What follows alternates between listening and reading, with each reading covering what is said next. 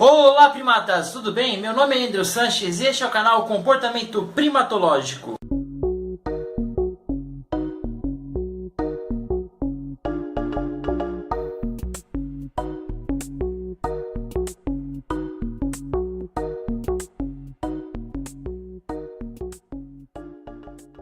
Se você ainda não se inscreveu no canal, se inscreva utilizando este botão aqui. Hoje vamos dar continuidade à nossa série Vida Primatológica, mas antes disso eu queria agradecer a todos que se inscreveram até agora. Estamos com 113 inscritos no canal e isso é muito importante para que o canal ele cresça e a gente continue fazendo esses vídeos sobre divulgação científica, sobre os primatas que precisam ser divulgados, para a gente poder também entender como funciona o seu habitat, a sua vida e outras coisas mais, seu comportamento, que é o foco deste canal. Então muito obrigado a todos que se inscreveram no canal. E hoje a gente vai falar sobre os orangotangos. Então, uma coisa interessante, né, que para começar aqui falando um pouco sobre esses animais, é que os orangotangos, eles têm uma característica muito legal, que são os pelos avermelhados. O rosto ele é lilás, ele tem a face protuberante, né, um pouco maior, e essa face faz com que a sua mandíbula seja projetada para frente. Outra característica interessante é que ele tem penugens mais claras perto do queixo e entre as faces. Os orangotangos eles têm 96,3% de identidade genética com o homem, e eles estão localizados, eles vivem lá nas florestas de Bornéu e Sumatra. Algumas pesquisas dizem que os orangotangos, ele é asiático e ele ocupava toda a Ásia. Infelizmente hoje ele se encontra somente nessas duas florestas que eu citei agora há pouco. Os orangotangos eles também têm dimorfismo sexual. O que seria dimorfismo sexual? É quando um animal, um macho é diferente da fêmea, por algum motivo, ou seja, por seleção sexual. Por exemplo, a gente pode ir o pavão. A fêmea, ela não tem aquela cauda enorme, né, que o pavão tem. E aqueles ocelos é para chamar a atenção da fêmea no momento de reprodução sexual, onde a fêmea ela vai escolher o animal que tem aquela cauda maior, mais bonita e mais atraente. E não só isso, o dimorfismo sexual também mostra a diferença entre o macho e a fêmea. Então nos gorilas, né, o dimorfismo sexual que é interessante é que o macho ele tem a face um pouco maior, né? Você pode ver que o desenho da face do orangotango ela é assim, ó, o macho é muito maior, enquanto a fêmea não tem essa bochecha enorme, né? Essa massa de gordura que tem perto do rosto. Os orangotangos também tem outra diferença de dimorfismo sexual, que é o peso.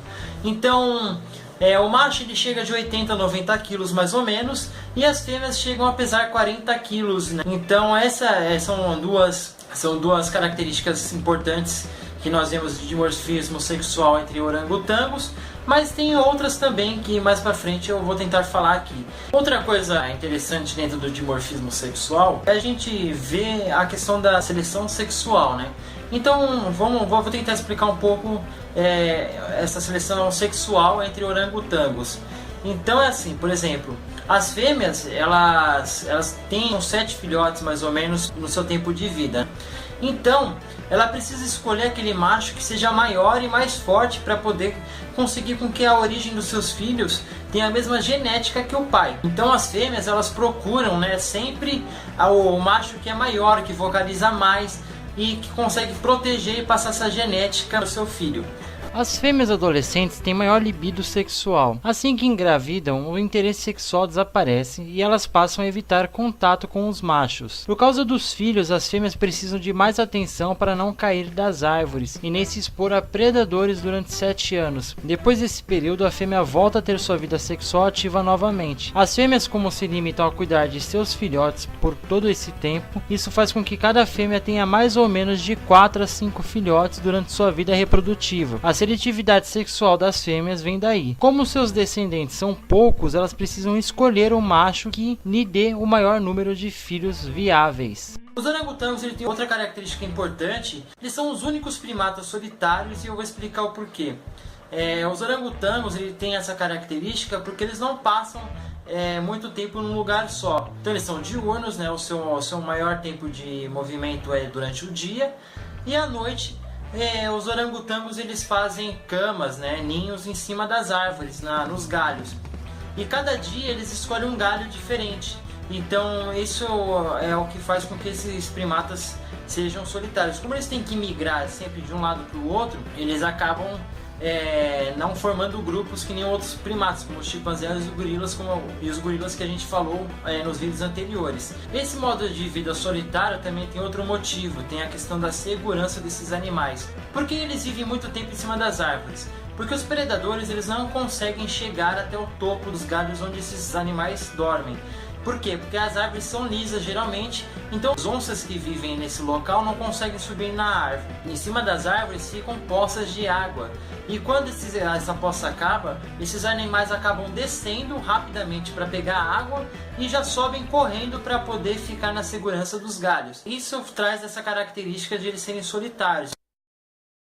Nos orangotangos, porém, nem todos os machos adultos atingem o mesmo tamanho. Uma parte permanece com a aparência de adolescente e chega até os 40 quilos, que é o peso da fêmea. São chamados de subadultos, mas o nome é impróprio. Na verdade, eles são adultos. Não se sabe ao certo porque tais machos não se desenvolvem. Talvez a presença de um macho grande dominante na área iniba o crescimento deles. Ou talvez esses subadultos nada mais sejam do que orangotangos com um período de adolescência muito prolongado. Os subadultos parecem jovens que estão no início da adolescência, porém são adultos férteis. Em cativeiro foram descritos machos que permaneceram 18 anos nessa condição. São mais tolerantes entre eles do que os adultos grandes uns com os outros, mas existe nítida hierarquia nos grupos dos subadultos. Na floresta, vivem na periferia das comunidades à distância prudente dos dominantes que ocupam a parte central, perto das fêmeas. As fêmeas não têm a menor atração sexual por eles, dão preferência a machos fortes, protetores, identificados pelos gritos longos que emitem para anunciar sua presença na área. Como os subadultos conseguem transmitir seus genes em circunstâncias tão desfavoráveis, foi um mistério esclarecido nos anos 70 por J. McKenna. Os subadultos não emitem gritos longos nem quebram galhos secos para impressionar como os machos fortes. Em silêncio surpreendem a fêmea desprotegida e tentam à força o que por bem não lhe seria concedido. As fêmeas reagem como podem, gritos, mordidas, socos e pontapés. Embora fracos quando comparados aos dominantes, subadultos são mais fortes do que elas. O estupro é a estratégia reprodutiva desses animais. E para finalizar, nova espécie de orangotango identificada e já nasce ameaçada. Esta é a notícia da BBC News no dia 2 de novembro de 2017. O orangotango tapanuli, recém-descoberto por pesquisadores que estudam essa espécie de orangotango há 20 anos. Um pequeno grupo de orangotangos que vem intrigando cientistas há 2 décadas finalmente teve sua identidade revelada. Formam uma nova espécie de macacos, os tapanuli. O grupo, que vive na ilha de Sumatra, na Indonésia, foi documentado pela primeira vez em 1997, quando foram avistados em florestas remotas. Ao longo dos anos, esses macacos foram apontados como peculiares por terem uma sequência genética diferente das de outros orangotangos vivendo ali. Agora, pesquisadores definiram que elas formam a terceira espécie de orangotangos do planeta, ao lado dos orangotangos de Bornéu e dos orangotangos de Sumatra. É a primeira vez em quase um século que uma nova espécie de grande macaco é descrita.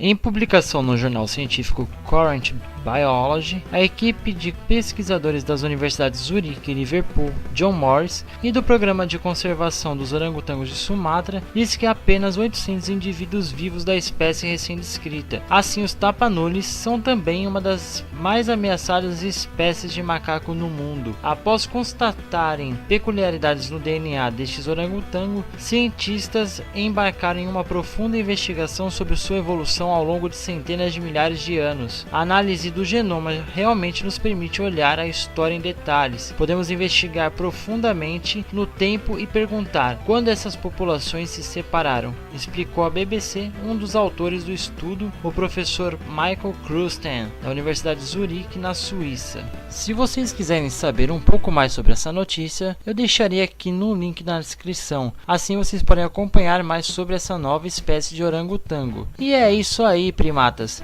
Espero que vocês tenham gostado do vídeo. Se gostaram, não esqueçam de deixar aquele like e se inscrevam no canal. Muito obrigado a todos e até já. Um grande abraço, primatas.